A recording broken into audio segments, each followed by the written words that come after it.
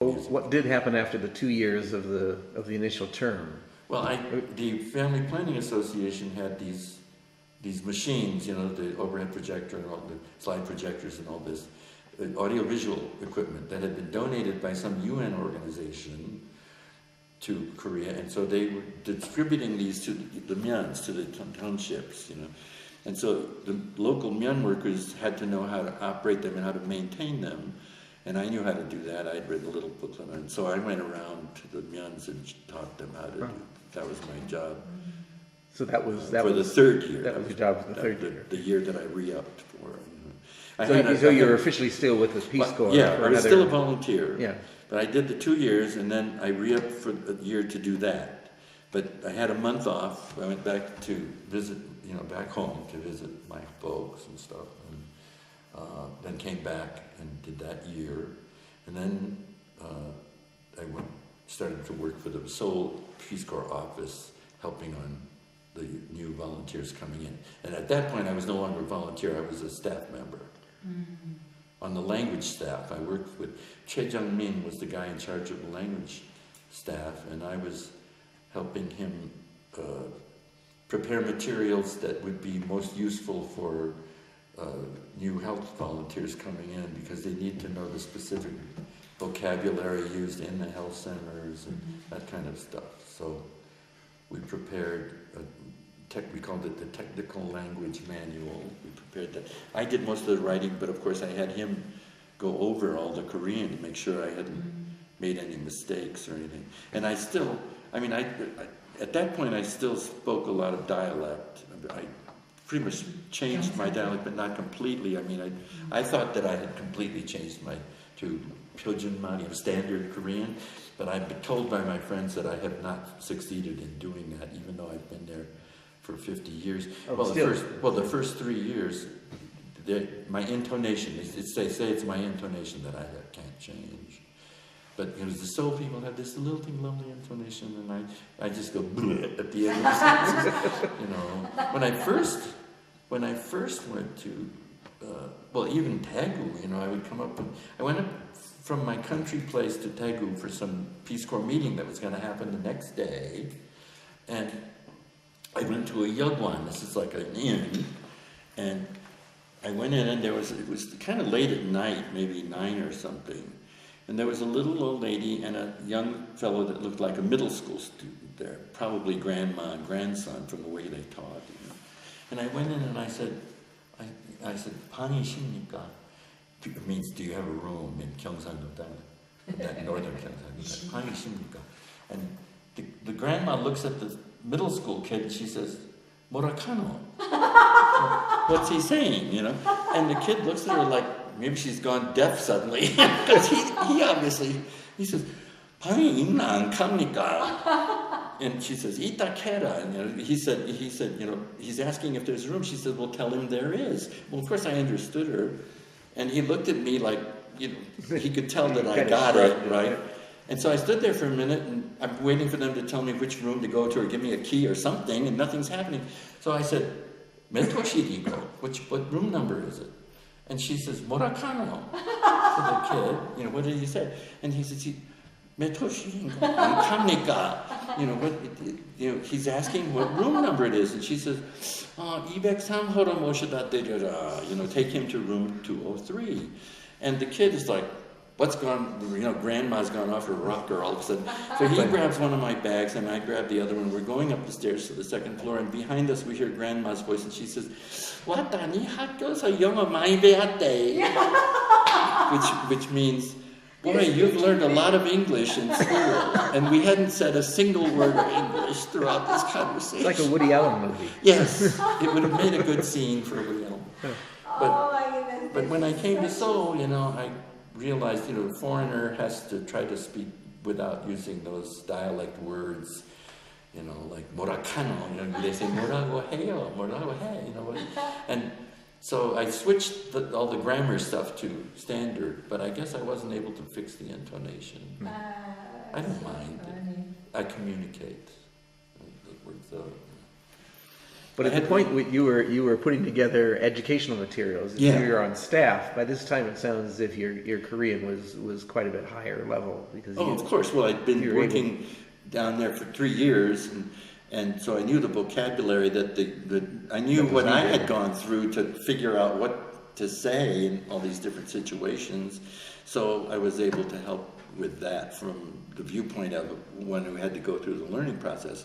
Somebody like Choi Jung-min, who's a hotshot, high-level, Korean teacher from Yonsei University, he has no idea what we go through trying to learn Korean. Of course, he had to learn English, so he has some idea what learning a language is like. But anyway, so I could help him with that. He made sure all the Korean was correct and everything was done right, and I helped with the content, in other words, is what it amounted to. So that was fun, and then I got assigned to help with cross-cultural lessons and language on the K-18 program in Hawaii. And we were on the Big Island, and we had 1 month to work on preparations before the trainees came, and so I was there for a total of 4 months. And then after that, they pretty much had in-country training, but I would go to the in-country training sessions to help with some things. Sometimes I would just give them a little lecture on some kind of learning or cultural experiences that we had had. And after I was no longer involved with Peace Corps and I was doing Korean music, they would invite me sometimes to come with my drum or something and explain Korean farmers' music and how it works, and maybe show them a little demonstration or something.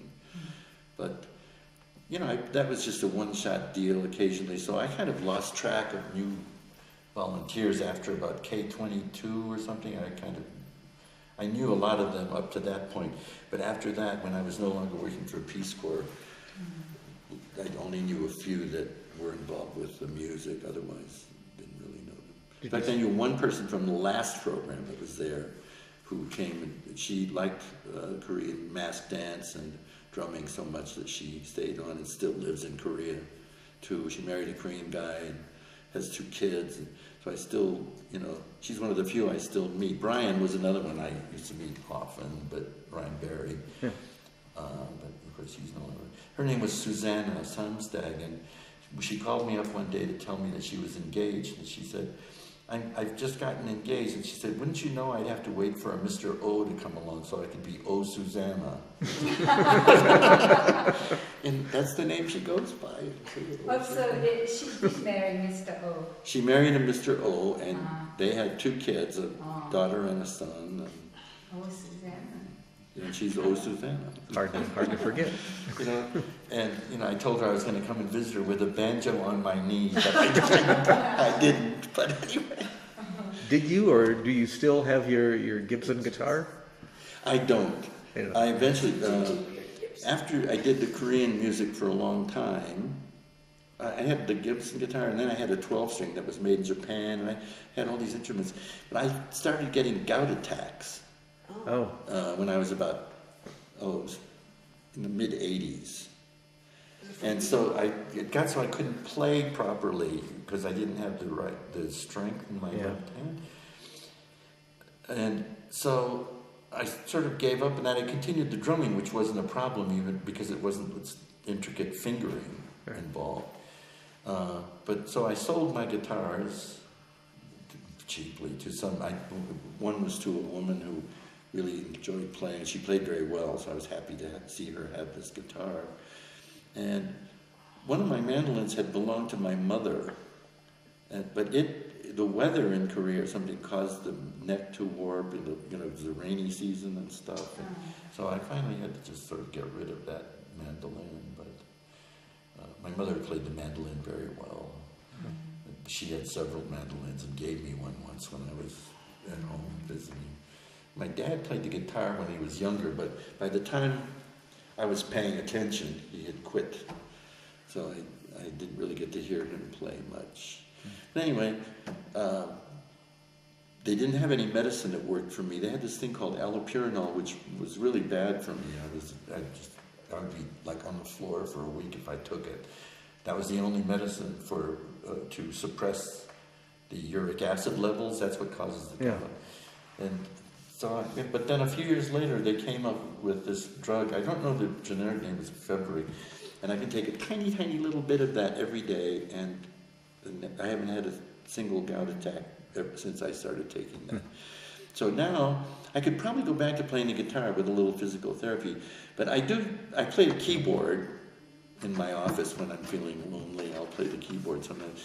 And I have a ukulele, I play with that. But, you know, it's like you go through different phases in your life, like Picasso had his blue period. Well, I had my guitar and mandolin period, and then I had my Korean drumming period, and now I have my computer programming period. Actually, I learned Fortran programming in college, but then didn't do anything for the longest time because you can't buy a mainframe when you're a little guy like me. But when they came up with PCs, I started doing that again. So nowadays, just for the fun of it, I do quite a bit of programming on my computer. What kind of programming? Text processing mostly. I mean, because I'm working with writing and texting. So textual data that I want to filter out, I want to mine for certain parts that I want and other parts that I don't want to. So it's simple stuff. It's not any high-powered applications or anything that I could sell online. It's not that. It's just for my own personal use.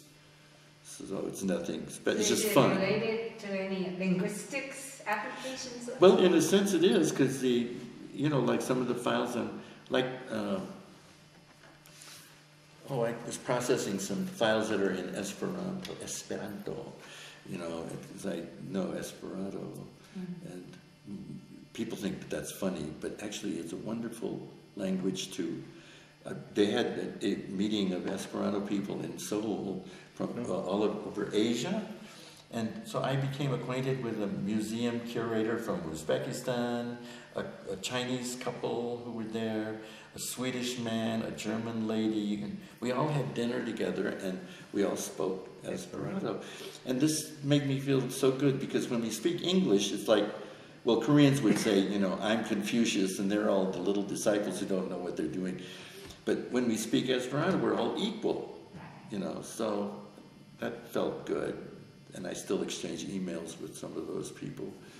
And I had some files of lists of things, vocabulary lists and stories that I was processing, and I didn't have a program that was ready-made that worked with the diacritics in Esperanto, so I wrote my own little program to deal with that. And it's simple stuff. It's not high-powered stuff, but it's fun. It makes your brain work in a different way than it would for just doing mathematics or something, Anyway. So how many years total were you with the Peace Corps? About 5 years. 5 years, okay. In other words, 3 years as a volunteer. Well, and there was the months of training before staff. that, and then 3 years as a volunteer, and then as training staff for almost 2 years. But if you count our training here, it's a little over 5 years altogether. The Peace Corps doesn't want a person to stay in the same country involved with the Peace Corps for more than 5 years. They figure you get too acquainted with, they may have changed that now, but at the time, even the staff couldn't stay for more than 5 years because they figured they'd get involved with the local people and maybe some corruption may become involved or something. I don't know why they had that rule, but 5 years was the limit at the time. The danger of going native or something? I'd already gone native.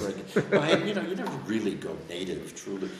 Oh. I mean, I've taken Korean nationality, but I always tell my Korean friends, I'm still American deep down inside. I can't not be American, Yeah. And of course, they understand that because if they came to live in America and became American citizens, they would still consider themselves Korean deep down inside, and That's true. So it's okay. I just I've lived there for 50 years, but if I say home, I think of Kentucky. I'm like J.D. Vance. He's the guy who wrote Hillbilly Elegy. It's on the bestseller list in Europe. And his family moved to Ohio when he was little But that was just where they lived temporarily. Home was Kentucky. And when I read that, I thought, yeah, that's exactly how I feel. People, when I was in high school, people said, "Oh, what are you going to do this summer?" And I said, "Oh, our family's going up to Yellowstone Park, or our family's going to New York City, and blah blah blah." And, "Gary, what are you doing?" "I'm going to go home." And they're like, "Don't you go home every day?" I said, "No, I mean down home." Kentucky. It's funny, now I wouldn't be able to stand being there for more than 2 weeks. It's just too boring. But when I was a kid, it was okay. I could run through the fields and the woods and take the dogs with me and play. Or at night, if I couldn't sleep, I could go out and lie on the grass and look at the fall shooting stars and stuff. Where in Kentucky were you? It was Wayne County, Kentucky. Our village, there are 2 little villages together. One was Rector's Flat, that tells you something right there, and one was Merle, and they're between 2 sort of arms of the Cumberland Lake in Wayne County, Kentucky, right near the Tennessee border. So it's dry. It's all dry counties there. So there's no alcohol, supposedly, but actually some of my relatives had their little stills, and my Uncle James, who liked his beer, would drive down to Tennessee, across the border, because Tennessee was all wet. So he could bring back a big case of beer for his week, And of course, Aunt Bonnie, his wife, didn't like that, but what can you do? I figure the reason it remains a dry county is because, no excuses, and no offense meant, but there are more women than there are men in the county, so they vote to keep it dry, But I used to point out to Aunt Bonnie, look, if it weren't a dry county, Uncle James wouldn't have to drive down to Tennessee, and so he wouldn't be wasting gas or driving dangerously on the road or whatever. It couldn't convince her. He was a Southern Baptist to the core, Yeah. Anyway. So directly after your 5th year, what sort of work did you find for yourself? Well, I wanted to study the music, so I had to find a job, and I found out through Brian Barry that there was this place that was hiring people really involved with language teaching research center. And since I had studied a lot of language and some linguistics and stuff, I went there to apply for a job, and they hired me, and I helped develop some teaching materials mostly for middle school students. Brian actually helped write some middle school books as well. And we would teach experimental classes using games. We had language learning games we had invented ourselves, or the other staff members and I would get together and write little skits that we would record, and so that, because we wanted to train some of the students to learn to listen, to hear English without any nunchi, without any being able to see your expressions or anything like that, just to see if they could get it from the recordings. And so we did that we did all kinds of experimental things. And was it a private company? it was a branch of Britannica, the Encyclopedia Britannica. But it isn't anymore. Now it's a private hagwon, like a hagwon. But at the time, it wasn't really a hagwon. On the 2nd floor, they did research on children's language acquisition, native Korean children. It had nothing to do with English. They were researching, at what age, how many months, or kids start to talk, and what level, what they say initially, and all that kind of stuff. And that was really interesting to me, but I wasn't involved directly in that project. But I would go up there sometimes just to see how they were doing on the 2nd floor. But down on the 1st floor, we were doing English teaching materials. It was interesting and fun. But I got burned out on that after a while. You reach a certain level. At first I was just one of the developers, and then it's like the Peter principle. They assigned me to be the academic director. That's the person right under the director. And so that was more administrative and assigning the teachers to their classes and all this other that was stuff I wasn't really that interested in. I didn't have my heart in it. So I did that for maybe 2 years. I'd done the other stuff, the language developing and all that stuff, for maybe 3 years. And then I wanted to doing the academic director's job for about 2 years, but it just there wasn't anything creative about it. So one time, Brian was still working there, but he had heard about a job as an editor and editor for Teu, the Teu Corporation. They make cars and stuff like that.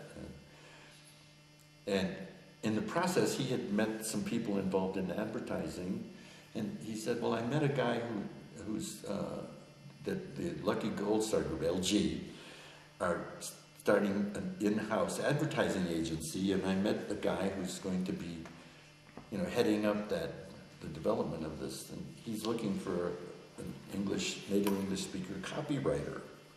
And so I, advertising copywriter and PR copywriter. And I thought, well, that's creative. So I thought, well, I'll try for that, because there weren't many people around with that particular experience, so I thought I had a chance. And I had been on the K-18 training in Hawaii with a guy named Shin Myung-sup.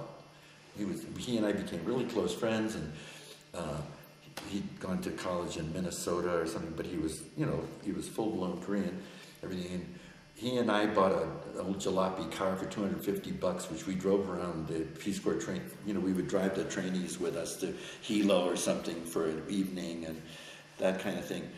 So he and I hung out a lot. Anyway, that's background on what I'm about to tell you about the ad agency. I went to meet the fellow who was looking for a copywriter, and his name was Shin In-sup. And Koreans have one character. The men usually have the same character, right. But they have two characters. One is different for every brother, and there's one is the same for every brother. Yeah.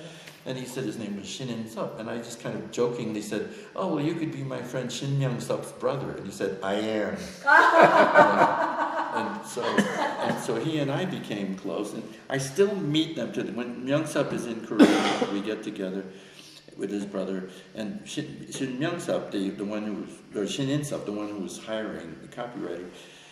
I still meet. He's 80. He was born in 1929, so that makes him 88. He still gets around, and I meet him about once a month for a beer, and we talk. And if Myung-sup is in Korea, he comes. And Myung-sup's son, Tony, teaches at Weigugo Daehakkyo, but he doesn't speak Korean much. He was born in the States, but he comes and meets us. So I have these two generations of Korean friends that I meet frequently that I wouldn't have known if it weren't for Peace Corps. So I mean, it was unrelated to the job was unrelated to Peace Corps, and yet there was this connection through the brother, to Peace Corps. It was a lot of fun. Anyway, I got that job and worked on copywriting for maybe 7 years or so. And then, not quite 7 years, but the Olympic Committee scouted me away from there. And they wanted somebody to in the public relations department. They needed a writer and editor in the public relations department. And I had been doing not only the copywriting, but also writing stuff for the newsletter, the LG Group's newsletter and stuff.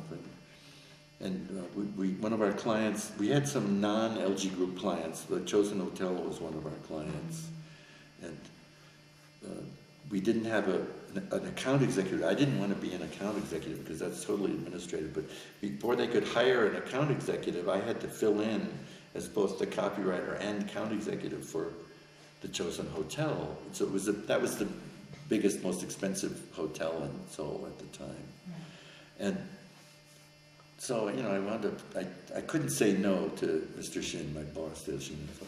So I went, became, had to dress up, to the tie and the suit and every day to go meet the people at the Chosen Hotel. When I wasn't meeting a client, I would just be dressed sort of casually, and I hated wearing a tie. Anyway, I'd go to these meetings, and I learned there why I didn't like to work for that kind of a corporation in that way. For example, they were remodeling the lobby of the hotel, and they were putting in a new cafe on the first floor for lunch and stuff like that.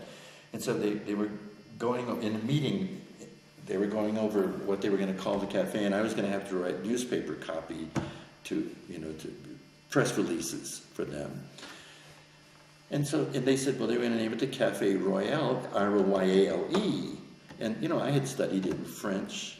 And there was Mr. Agassi was the head of, he was a Frenchman, full-blood Frenchman, first language is French. He's in the meeting with us. He was the head of food and beverage because they controlled the cafes and restaurants. And he's sitting there perfectly silent. I said, why isn't he speaking up? And I said, well, you know, cafe is a masculine noun, and therefore there shouldn't be an E on the end of Royale. It should be Cafe Royale without an E.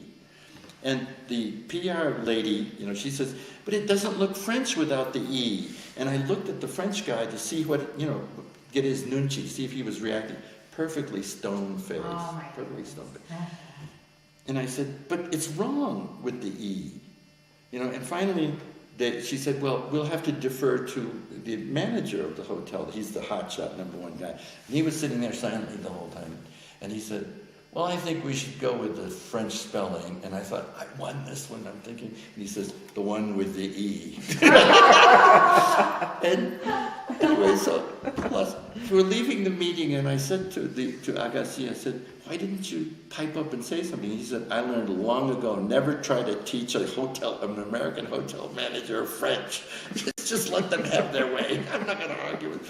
So it turned out that, you know, he had other experiences like this.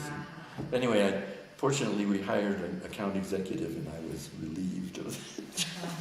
Went back to copywriting, and then the Olympic Committee, like I said, and worked for that and up till the Asian Games in '84, and then they moved me to the publishing company that was going to do all of the athletes' manuals in 35 or 36 different languages. So I helped them prepare that for 2 years until the '88 Olympics, and then, you know, after that, I became the English language editor for, we had 3 editors, English, Korean, and Japanese for Asiana In-Flight magazine. I did that for 10 years, and then it got too expensive in Korea, like doing color separations and all the stuff you have to do to publish, became too expensive, so they moved it to Hong Kong. Oh. And so they were doing it in Hong Kong, but just getting text and stuff from Korean writers for the Korean section and everything else. So at that point, I just became.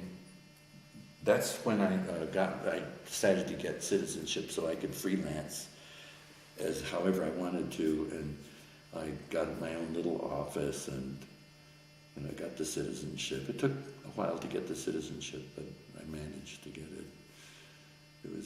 There weren't that many people trying to get citizenship back then, mostly Chinese, Chosunjok, you know, Yamgan, you know, from people who lived in Manchuria for several generations, but their ancestors were Korean, and they would be about half of the ones who were getting citizenship. In the group that I took the citizenship test with, there were 24, 12 were Chinese, 6 were Japanese, 4 were Vietnamese who'd come over as babies on boats, they're boat people, you know. And they had gone to school in Korea and everything, and they spoke Korean just like Korean kids, you know. And there was one other American, but his father was Korean. Father was Korean American. His name was Park, P-A-R-K, Park, you know. And I was the only completely, you know, non-Korean Caucasian there. And the proctor of the test came around, and he was talking to us before the test began, and he said, well, for you Asians, this won't be so difficult because you know a lot of the history and everything. And he came directly up to me and he says, this will be very difficult for you. You have no background. You don't know what you're getting into. Blah, blah, blah. And this made me a little bit angry. So I thought, I'll show him.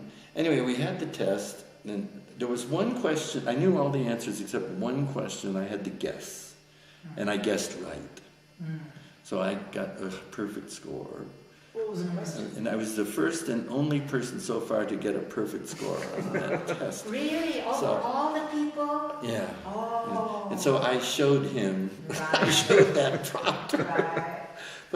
And when I went, after the test, you have to have an interview, and so I went in to get the interview. Usually people are in there for 5 to 10 minutes, and they know from that whether they're going to let you do it. You know, they're trying to find out if some woman is just trying to get Korean nationality by marrying a fake marriage with a Korean guy or something like that. And because Korea was really, you know, going up there economically. But I went in, and he was a vice minister of justice from Chengdu, the first place that I was assigned as a Peace Corps volunteer. So we got to talking about Chengdu and where I had been and where he was from in Chengdu and blah, blah, blah. And this went on for 20 minutes.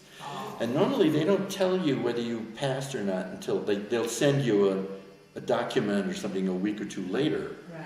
I came out of the test, and the Kwajan, the section chief, went in to take the next person in, and he came out and he looked at me and went,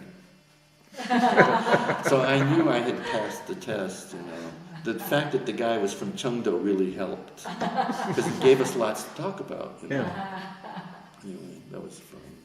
I feel like I'm getting off the track here. Oh, well, It's very it interesting. doesn't matter because we're just about at the end of the tape, so I wanted to thank you for I mean, sharing your I was afraid I experiences. wasn't answering your questions, which I Oh, the haven't questions given you a were just chance an- to answer. The questions were just an excuse to get you to talk, so Yeah, okay. in that Well, sense, yeah. they worked. I have a feeling that that I might have out-talked Dr. Justice. That's almost impossible. Well, you both went the limit of the tape, so we'll So do you judge travel- it a Do tie. you travel back and forth now, or what do you? I don't come as often. When my parents were still alive, I would come to the States about every 2 years. But after my mother died in 1980, when I came 3 times that year to visit her before she passed on. I knew she was maybe approaching it, but she was in the hospital the last time I visited her. And I looked at her chart, and the doctor's name was Park, P-A-R-K. And I said, "Is your doctor Korean?" And she says, "I don't know, he's Asian, but I don't know if he's Korean." And he walked in, and I spoke Korean to him, and he was like really surprised. And I told him that I lived in Korea and everything. He was a Korean, and he'd come there to go to med school, but he spoke Korean perfectly, you know, 100%. Korean. His English was also perfect. But anyway, so my mother wound up having a Korean doctor and a son who only came to visit her occasionally from Korea. Well, you have a dual citizenship. But I know, I only had Korean citizenship after 1994. You can't have dual citizenship. It's against American law because of North Korea. Maybe it's just Canadian. It's like- Oh, Canadians maybe, I don't know. Americans can't. So once you acquire that citizenship in Korea, you're. So I had to give up my American citizenship Well, you did, yeah. within 6 months of acquiring the Korean citizenship. I went to the embassy and I said, I do this under protest. I do not want to give it up. I'm doing it only because, for practical reasons, I need to keep working here. And Right. I've